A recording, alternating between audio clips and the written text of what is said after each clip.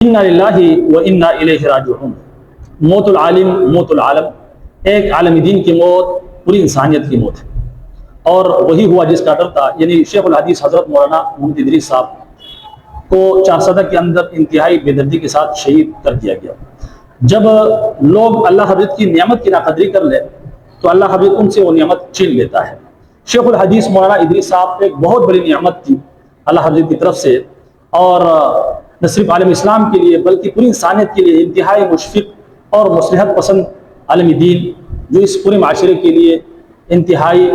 بہت بڑی نعمت تھی اللہ حضرت کی طرف سے۔ لیکن لوگوں نے جب ناقدری کی، اور گزشتہ دنوں اس حوالے سے میں نے گفتگو بھی کی تھی کہ جب ٹرولنگ شروع ہوئی صرف اس بات پر کہ انہوں نے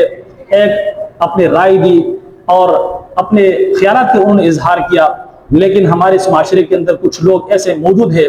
جو انسانیت کے نام پر بدنما داغ ہے، ان کو انسان کہنا انسانیت کی توہین ہے کہ اگر کوئی شخص اپنی رائے کا اظہار اگر کرے گا تو اگر ان کی سوچ کے مطابق نہ ہو تو چاہے وہ بہت بڑا عالم دین اللہ کا ولی کیوں نہ ہو، لیکن ان کے نزدیک اس کی کوئی حیثیت نہیں ہے، بلکہ ان کے خلاف ٹرولنگ شروع کر دی جاتی ہے۔ صرف انہوں نے یہ جملہ کہا تھا کہ بھائی سعودی عرب میں جب جنگ چھڑی ایران اور امریکہ کے درمیان تو اس کے بعد حالات خراب ہوئے، یہاں سے لوگ عمرے کے لیے نہیں جا سکتے تھے، وہاں پر بھی لوگ پھنسے ہوئے تھے۔ آرمی چیف نے امن کے لیے کردار ادا کیا، اور اس کردار کو انہوں نے سراہا کہ بھائی بہت اچھا کردار انہوں نے ادا کیا۔ لیکن ہمارے یہاں کچھ سیاسی لوگ جو اس وقت فوج کے خلاف جو ہے وہ سر پیکار ہے، خصوص آرمی چیف کے خلاف، اور سب کو پتہ ہے کہ وہ سیاسی جماعت کون سی ہے۔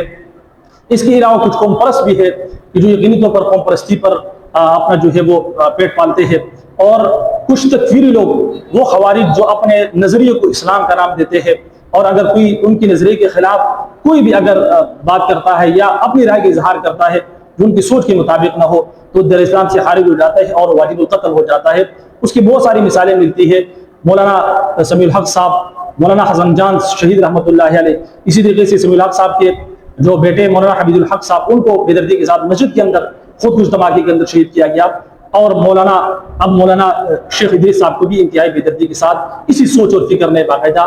شہید کر دیا۔ میں سمجھتا ہوں کہ اس قتل کے پیچھے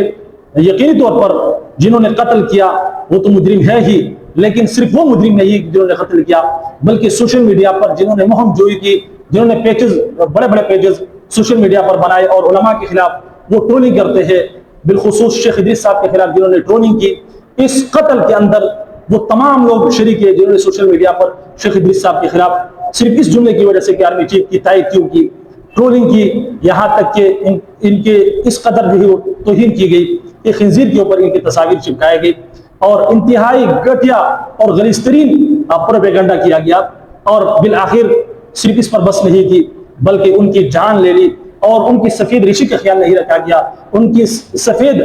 ریش کو، سفید داڑھی کو بھی، یہ جو بال ہے ان کے خون سے رنگ دیا گیا۔ جہاں یہ تمام عناصر مجرم ہے اس قتل کے اندر برابر کے شریک ہے، ساتھ ساتھ میں جو صوبائی حکومت ہے وہ بھی اس قتل میں برابر کی مجرم ہے، کیونکہ صوبائی حکومت کی ذمہ داری بنتی ہے کہ اتنے بڑے عالم دین جن کو قتل کی دھمکیاں مل رہی ہے لیکن اس کے باوجود بھی ان کو سیکیورٹی نہ دینا، ان کا تحفظ نہ کرنا، یہ اس بات پر دال ہے کہ ایک عالم دین، ایک بہت بڑے عالم دین عالمی سطح پر صرف جو ہے وہ صرف ملکی سطح پر کام کرنے والے نہیں بلکہ عالمی سطح پر دین کی خدمت کرنے والے ایسے عالم دین جن کو باقاعدہ قتل کی دھمکیاں دی جا رہی ہے، لیکن صوبائی حکومت جس کی ذمہ داری بنتی کہ وہاں ان کو سیکورٹی دیتے، لیکن انہوں نے اس حوالے سے کوئی کردار ادا نہیں کیا، تو یقینی طور پر صوبائی حکومت بھی اس جرم میں برابر کی شریک ہے۔ اور صرف اس پر بس نہیں، جس آرمی چیف کی وجہ سے ان کی جان لے لی گئی، جس ملک جس ریاست کی وفاداری کی وجہ سے ان کی جان لے لی گئی، تو وہ تمام عناصر، وہ تمام ریاستی ادارے، ان کے کارکردگی پر بھی سوال نشان ہے کہ اتنا بڑا جو ہے وہ باقاعدہ پروپیگنڈا کیا گیا، جن لوگوں نے سوشل میڈیا پر پروپیگنڈا کیا، اور پھر جن لوگوں نے منصوبہ بنایا قتل کا، کس طریقے سے اس منصوبے میں وہ کامیاب ہو گئی۔ تو یہ ریاستی ادارے جو ہماری انٹیلیجنس ہے، ان اداروں کی ناکامی بھی ہے، اور اس حوالے سے ان کو جواب بھی دینا پڑے گا، کیونکہ بحیثیت ایک عام شہری کے اس قانون نے مجھے یہ اجازت دی ہے کہ میں سوال کروں کہ جب اتنی بڑی پلاننگ بنائی جا رہی تھی اور قتل کی پلاننگ بنائی جا رہی تھی ایک کتنے بڑے عالم دین کے حوالے سے، کہ اس ریاست سے وفاداری آرمی چیف کے تائید کے حوالے سے ان کی جان کو خطرے پڑ گئے، تو ریاست نے، ریاستی اداروں نے اس حوالے سے کیا کردار ادا کیا، یقینی طور پر اس حوالے سے سوال نشان بنتا ہے۔ اور آخر میں میں ریاستی اداروں سے اور بالخصوص آرمی چیف صاحب سے یہی مطالبہ کروں گا کہ جناب والا، اس ملک کی، اس ریاست کی وفاداری کی وجہ سے شیخ الحدیث حضرت مولانا محمد ادریس صاحب کو شہید کیا گیا، تو اب چن چن کر ان کے جو بھی دشمن تھے جنہوں نے سوشل میڈیا پر پروپیگنڈا کیا، اور اس کے علاوہ سیاسی حوالے سے بھی جنہوں نے پروپیگنڈا کیا، اور ساتھ ساتھ میں جنہوں نے اس قتل کو باقاعدہ عملی جامہ پہنایا، ان تمام عناصر کے خلاف نہ صرف کارروائی ہونی چاہیے بلکہ ان کو چن چن کے جو ہے وہ باقاعدہ سزائے موت دینا یہ آپ کی ذمہ داری بنتی ہے، تاکہ ایک شخص نے جنہوں نے اتنا بڑا کارنامہ سر انجام دیا، ملک کی وفاداری کی وجہ سے ان کو جو ہے اپنے جان سے ہاتھ دھونا پڑا، تو پھر ریاست کی بھی ذمہ داری بنتی ہے کہ ایسے شخص کے حوالے سے بھی باقاعدہ جو ہے وہ کردار ادا کیا جائے، تاکہ